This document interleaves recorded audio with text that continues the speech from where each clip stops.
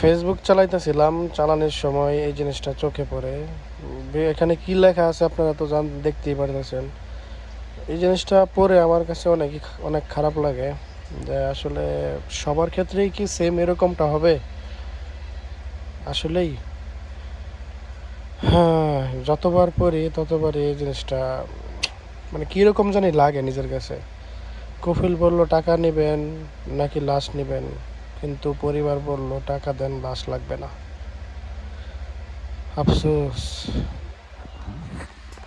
এই জিনিসটা অনেক খারাপ লাগে আমার কাছে। কি আর করার, বলার মতো কিছু নেই। প্রতিটা প্রবাসী আছে, যারা আছে সেম একই রকম হতেও পারে, নাও হতে পারে।